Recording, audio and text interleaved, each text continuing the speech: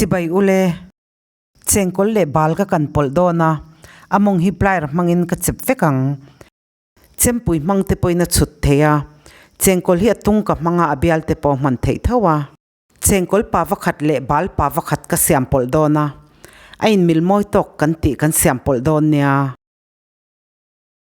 tel kan du mum dana zirin kan telang tel po saveto apurun sen so thing le purun varden som me hi alai hola kada a kan chuang min photang a helri mare a alo min ve to a sen thapin ka chuang lawa ai eng chi al tur tok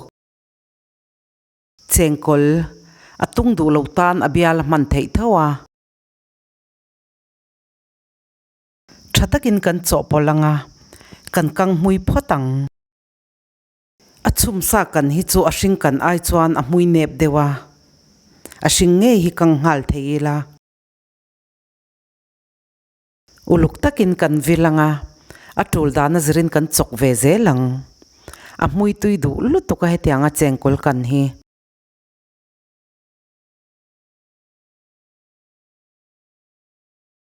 minute som chuang hret ka chuang to a atuite po hul tha a te la chua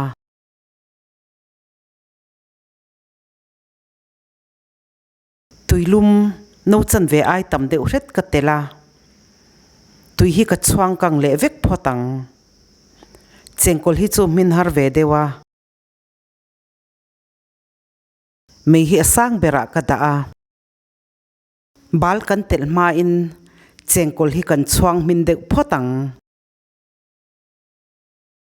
ka tui le po kha akang to a bal ka tela bal ne na kan pol hi ahang tui lu tuka uluk takin kan cho polanga bal hi kan kang mui le photang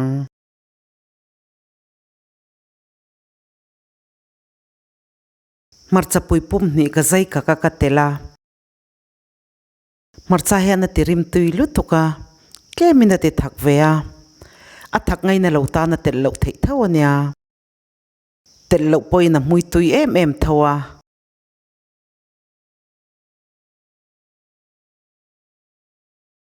uluk takin kan vildon nia bal ka tel nu hian minute nga vel ka chuang to a ba khorden som kan du zat kan telang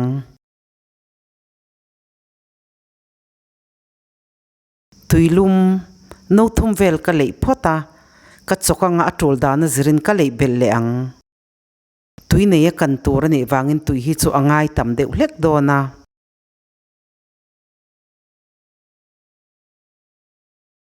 ka duai na tlem deuh hlek a no khat ka lei bel le a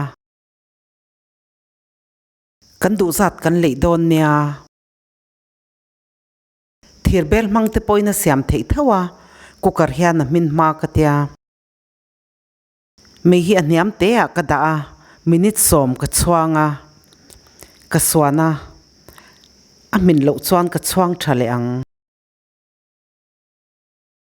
a hang tui lu to kania chengkol a hang em a bal po hang boxya bapui ka nei rem chang lawa a sei ang kha ka manga du thu sama chuan bapui nen siam pol theila bal po min tha atui tak cha deuh hlek kan du te ni chuan a then hi kan chok somang ka channel min thlir saka wangin kalome